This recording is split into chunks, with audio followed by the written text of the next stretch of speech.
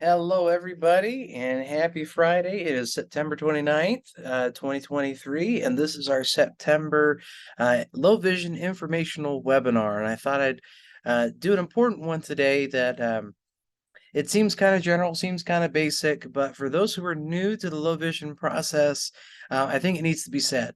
So today is about what is a low vision evaluation? What can you expect?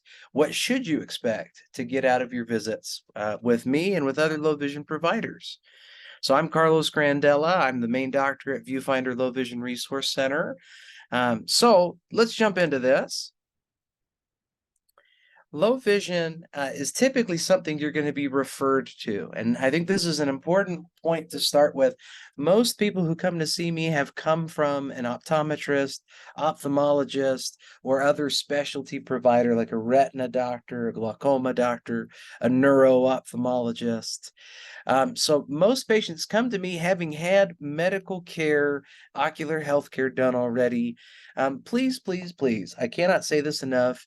Have them send us or bring with you a copy of your most recent eye exam report.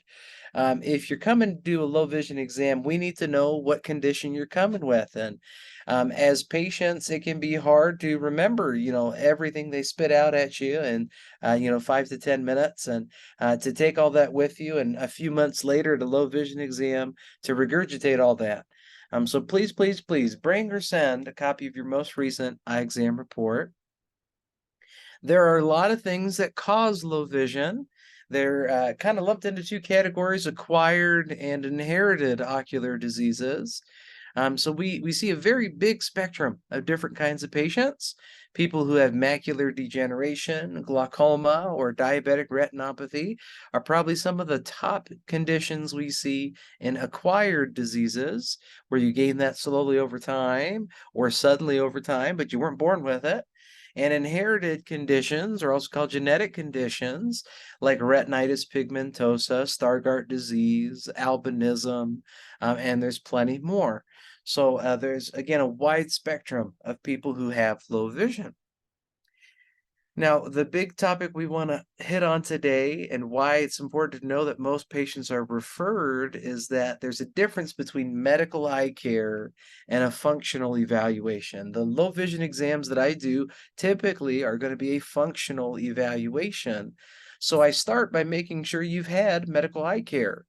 One of my first questions to you will be, when was your last eye exam? Did they dilate your eyes? Did we do photos and things like that? I want to know that someone is addressing the medical concerns, the cause for your vision loss, whether or not it's going to get worse. Is it a treatable thing? These are very important questions. And while you might need a pair of glasses in the moment, a pair of glasses won't matter if your vision's going to get tragically worse without a certain treatment. So we have to make sure we're addressing those concerns. Now, I do have patients come and see me who have not seen a medical specialist, and I will dilate and I will do a medical health check. But there's a few reasons that you should have an ocular disease specialist if you have a pertinent condition. One of those reasons is to get an OCT done. OCT stands for ocular coherence tomography. And this is a special test they do where they scan through the different layers of your retina. The picture that's come up on the slideshow here shows an image of a macula. And so it has this kind of two hill and a valley kind of appearance. And we can see multiple layers here in the retina, all the way down to the retinal pigment epithelium, which is an important barrier on the outer layer of the retina. So this is a very important one for all kinds of different diseases, be it glaucoma or macular degeneration or cone rod dystrophy, you name it. This can be a very important test. But doctors will also do retinal photography, which is an important way to capture the in the eye image, where we reference things like the optic nerve health for glaucoma or the level of bleeding that may be going on in diabetic retinopathy. These are tests that I don't do because the high majority of my patients are already seeing someone who does it. No sense in repeating those things. Insurance definitely isn't going to want to pay for it twice. So these are big things you should have done by the time you come see me, or if you haven't had them, I may be sending you out to get them done. What I'm going to focus on more is the functional concerns, your daily activities, what you're doing at work, what you're doing at home, the devices that you use, whether these activities be something like driving, and we might use telescopes for that, or reading, and we might need magnifiers, or seeing somebody's face, and there's all kinds of tools we might use for that. Those are the concerns we want to address in a low vision evaluation. Now, I start that evaluation not by jumping right into devices, but jumping into your personal history. We have a list of survey questions we're going to do, and they're detailed. And we want to know everything from do you live alone and by yourself to do you drive cars? Does the sunlight bother you? What are your arts, crafts, and hobbies that you do? But we don't just want to, get a top of the line, skimming off the top answer. We want to go deep with you and say, are you having trouble with walking? Okay, is it when you're in familiar or unfamiliar places? Are you actually tripping and falling? Do you have problem with elevation changes? If you have trouble seeing people's faces, is it just people that you don't recognize? If you have trouble watching television, do you have a big screen? Do you sit close to it? So we really want to dive deep in these aspects of your life where vision is impeding your benefit and your daily function so that we can address those with specific tools and solutions. Now, the big goal of all these questions is that we can be goal-oriented in our exam, that we can gear what we're doing towards your independence and either maintaining or returning to your activities of daily living. Now, this is highly personal. If we're talking about glaucoma patients, I can have 10 glaucoma patients. All 10 of them have different hobbies, different occupations, different family relationships, and we want to focus on you and what's important to you. So let's define low vision. The reason you're being sent to us is that there's a chronic, uncorrectable vision impairment. And that means it's not correctable with glasses. We can't use contact lenses to fix it. We can't have a surgery to improve it. There's no medication to reverse the damage.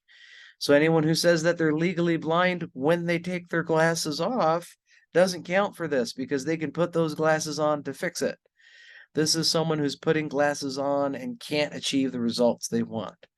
Now, it doesn't mean this is just about blurry vision. There's lots of other symptoms that could cause that as well. Severe light sensitivity, defects in the center of the vision, losing peripheral vision, double vision, all kinds of different issues we can have. You can have 20/20 acuity and still be visually impaired. So let's talk about how we classify that vision impairment, what the visual acuity means, what these different symptoms can mean. Normal vision, quote unquote normal, is considered better than 20/30. So this is your best corrected visual acuity, and you may see that on a doctor's report, BCVA. That means your vision through your best glasses or contact lenses, 20/30. Well, what does that mean? 20/30 is what most people can see at 30 feet, you'd be able to see at 20. So if you're 20/20, that means you're seeing the same as everyone else. If you're 20/30, that means there's a 10-foot gap, and you've got to get closer than most other people do. If you're 2400, that means there's quite a bit of difference. Other people are seeing this at 400 feet away, and you're having to get 20 times closer just to make that better.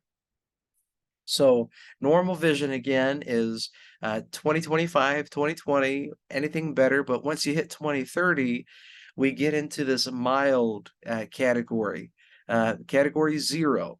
Now, anybody who's gone from 20/20 to 20/30 best corrected would tell you that their vision loss isn't mild.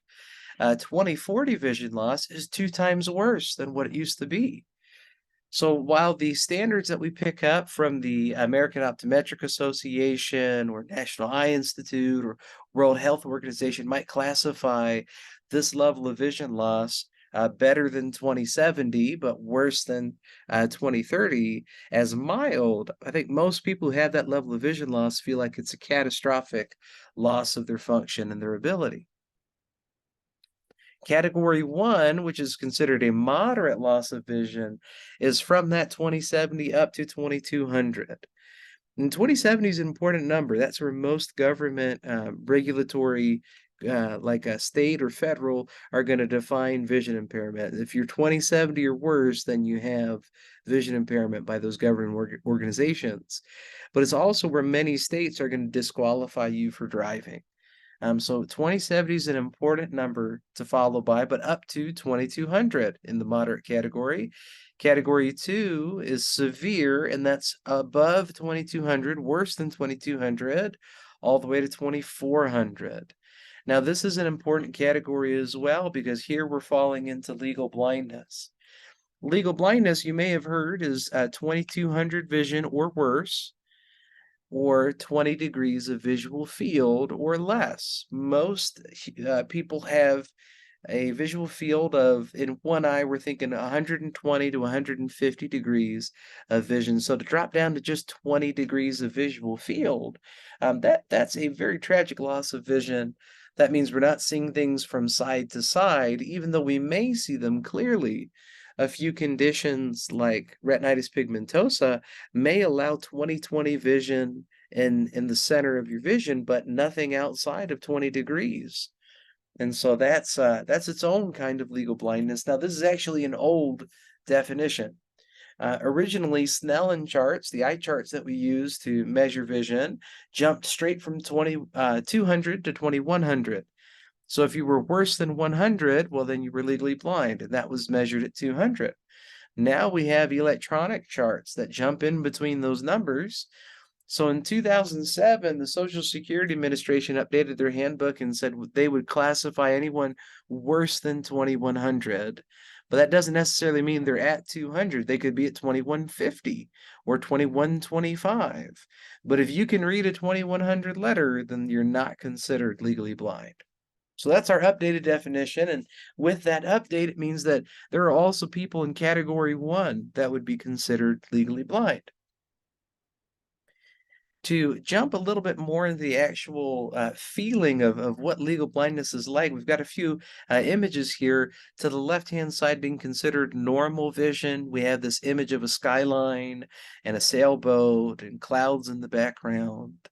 And on the right-hand side, we have a very blurred image to represent legal blindness. Now, this is significantly worse vision. But I do want to point out that while legal blindness is significantly worse than normal vision, there's a lot that can still be done with that. In this picture, we can still tell that it's a skyline, even when it's blurry. We can see the teal image of one of the tops of the skyscrapers. We can see a dark blue building as well, tell the browns apart.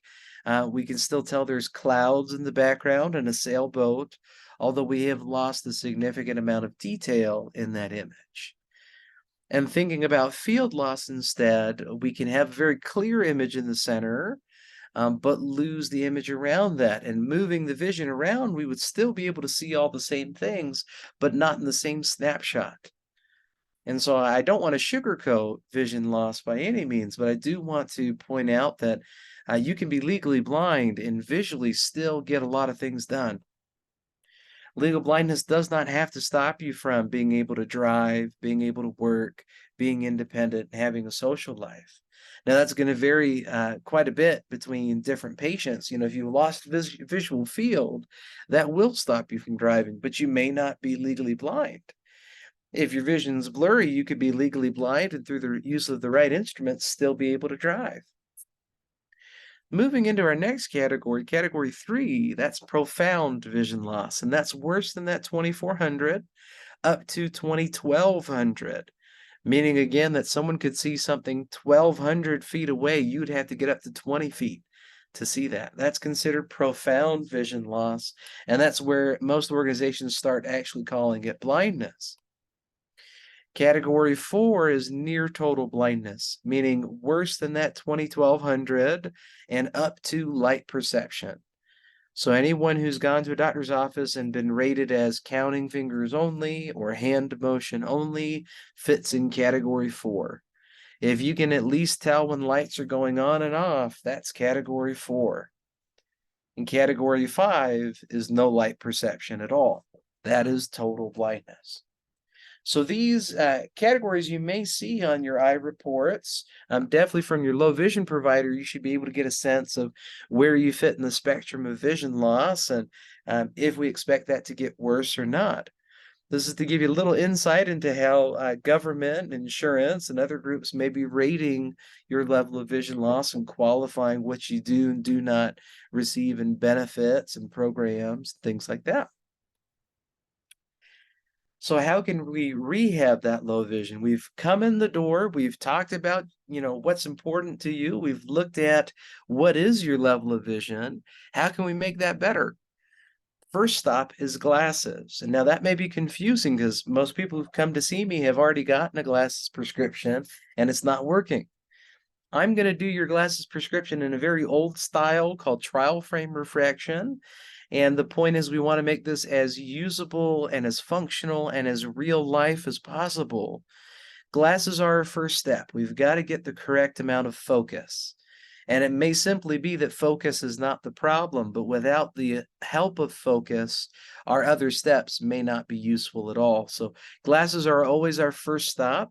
If we can make it better with a pair of glasses, we may not need to move on to any other forms of rehabilitation. But glasses are absolutely a must in the high majority of cases. Beyond glasses, enhancing contrast is our next step, and that means decreasing glare and bad lighting and increasing task illumination or good lighting. In a lot of cases, we want daylight light bulbs, high, bright, white, intense energy directed at our visual topic of interest. Glare is going to be any other kind of light that's coming in and reducing our contrast. So that could be the ambient lighting in your home. For some people, a daylight light bulb would cause glare. It's too strong, and they've got to take that down a few notches to a soft white or a bright blue or whatever it be for them. So glare can come in through the windows, it can come through the sunlight, it can come with certain kinds of lights. We really have to have control of lighting to have good contrast. Beyond contrast is magnification. That's done in optical devices through lenses like magnifiers and telescopes and high-powered glasses. It's also done with digital tools like your computer screen, your smartphone camera, wearable video magnifiers, desk-based CCTV units. There's a lot we can get into with magnifying, everything from using a Kindle to getting a large print book to sitting close to your TV is a form of magnification. And I'm going to help you figure out what's the right power for you and what are the right tools among all the options that we have for you to use. Field expansion, while not needed for most of our patients, anybody who has side vision loss may have to talk to me about field expansion, whether we're trying to get the right amount of field to continue driving, or we're having trouble because we're walking into people and tripping over things because we can't see those areas in our vision.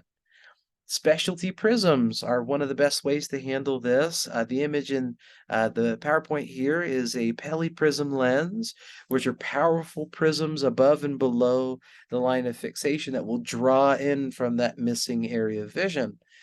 This is a great way to handle it because it's used in glasses. It's simple enough to understand, but it takes a while to train with. Telescopes reversed are another way we can attack this. By zooming things away instead of in, we can fit more of the picture in your vision at one time. So field expansion can be a pivotal tool for some patients. And for those who can't get by with magnification, with field expansion, sight substitution may be the next best thing to do, which means we're using our other senses instead of our vision to get things done. So text-to-speech devices, which include things like audiobooks or having your smartphone read itself out loud to you, these can be tremendously helpful when magnification is just not practical.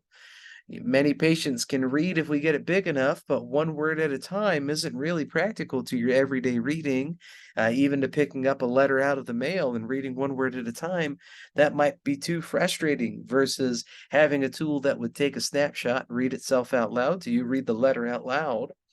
Tactile tools, like the picture here of someone using a red and white cane, is also very important. So orientation mobility cane training is a way that you could be totally blind and still perfectly comfortable walking through an unfamiliar area, because use of these tools will give you that uh, perception of where you are in the space and where you're moving to, and using these other senses outside of vision can help you be fully independent.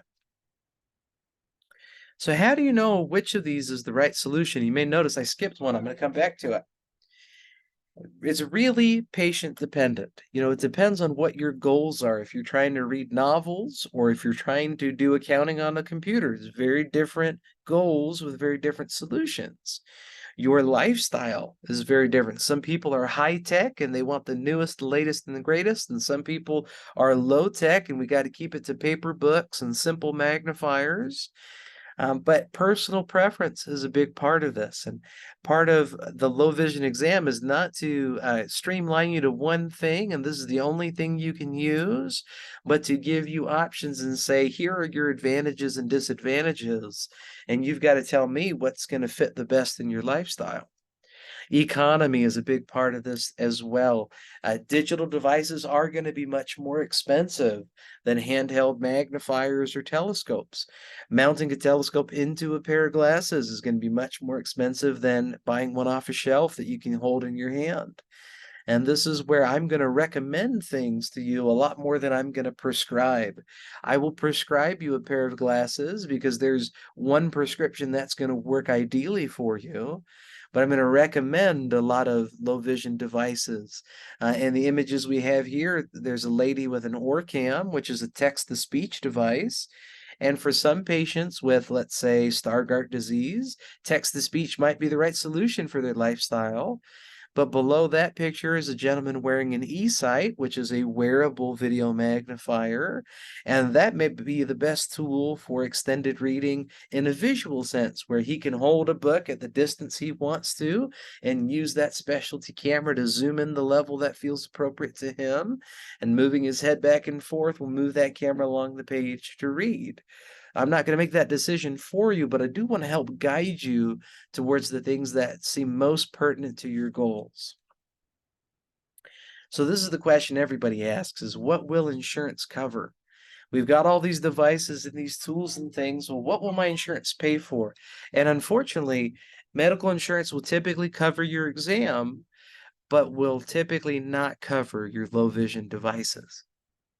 If you have vision insurance, you may be able to get your glasses or your refraction covered, and that you can take to an optometrist or commercial optical, but will not typically cover low vision devices. Now, mileage will vary, and I've had some patients who've been very successful in getting their long-term chronic conditions to have medical allowances for specialty devices, but that takes a lot of work on the patient's end.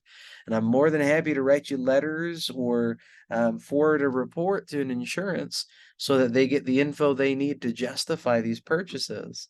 But the other ways we can go about getting this done is through state programs and local nonprofit groups.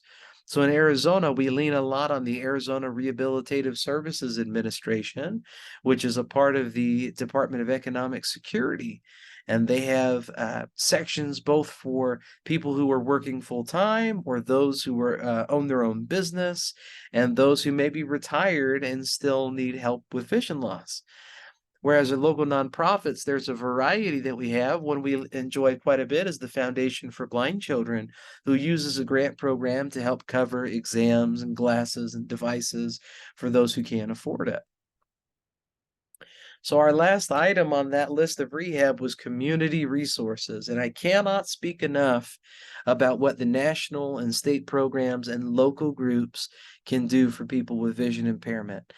From the Arizona Center for the Blind and Visually Impaired to the local retina programs to the National Federation for the Blind to local groups of the International Lions Club. There is a lot of help out there. And one of the jobs we have in the low vision exam is to try and tie you into these groups that can help you with your goals, whether it's financing a device or it's giving you training on how to use a smartphone with low vision tools, or to use a computer, or to get access to talking books, or to have someone advocate for you in your job to get accommodations because you need a large monitor, or all kinds of different programs. That's one of the things you should expect to walk out with from your low vision exam, is an idea of who else is out there to help you. And then last, but certainly not least, in the Department of Community Resources is support and counseling. Low vision is tough.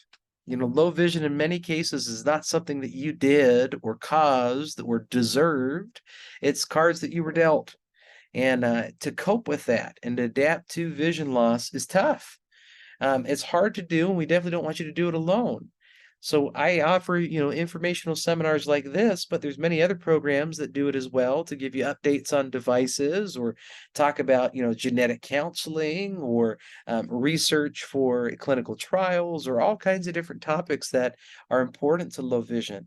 So we can help tie into groups that have those, but support groups, peer groups are important as well, whether in person or online. Viewfinder, if you go to our website at viewfinderlowvision.com, has a section for our online support group. If you register with us, it's a Zoom meeting once a month, the last Wednesday of each month, and we'd love to have you on to share your frustrations or tips and tricks that you figured out, and just to have a social gathering with other people who might understand what you're going through. So support groups are huge, and would highly recommend being involved in one. But personal counseling may also be necessary when you need, extra time to talk about what you're dealing with, or you need someone who can focus on you and building steps to get out of depression, or to manage anger, or to overcome anxiety. These stages of grief that we go through with vision loss, it's almost like losing a loved one. It's very similar in the kind of loss that you go through and have to manage. Anyone who needs a personal counselor, I'd be happy to try and help you coordinate that, and find someone who can understand vision loss. But family counseling may also be important if you have a spouse or a loved one or children, or you yourself are the person who doesn't have vision and you're trying to help someone who has vision loss. Family counseling and how to coordinate that family dynamic to foment independence and reduce relying on other people can be really important. And again, those state and national associations, whether nonprofit or through government programs, can be very important to find support and counseling. So the long and short of it is that low vision is a small part when we talk about the optometrist who's going to see you, which is me or Dr. Patel or one of our other associates. We're a small part of a much bigger team. We want to be connected with your eye care provider. We want to connect you to orientation and mobility, or assistive technology, or occupational therapy, or all these people who need to have a hand into helping you adapt your life to vision loss, and what that means for you, and what's important to you. What's important to you may change over time. And you walk in the first day, you may not need orientation mobility, but a year from now, maybe that's what's important. Family and friends and these nonprofit teams are very important to include in your vision rehab team. We want you to have a support network to fall back on, because many cases vision doesn't stay the same. You have good days and bad days, and when you're having a bad day, we want you to have a solution that you can fall back on. So again, I'm Dr. Grandela. This has been a little bit about what is a low vision exam and what to expect out of it. Our mission is to provide you with resources, awareness, and solutions. So when you walk out that door, I want you to be better educated about what's going on with your vision. I want you to have some ideas about what we can do to help you. And I want you to have some ideas about who else is out there in the community and groups that you can link hands with to better prepare yourself for changes and better adapt to what you've already been through. Our website is viewfinderlowvision.com, and you can reach out to us at our main office at 480-924-8755. I always like to tell my patients I'm only a phone call or an email away. I might not get to you that same day, but I'm going to get back to you. I appreciate your time. You guys have a wonderful rest of your day today. Take care.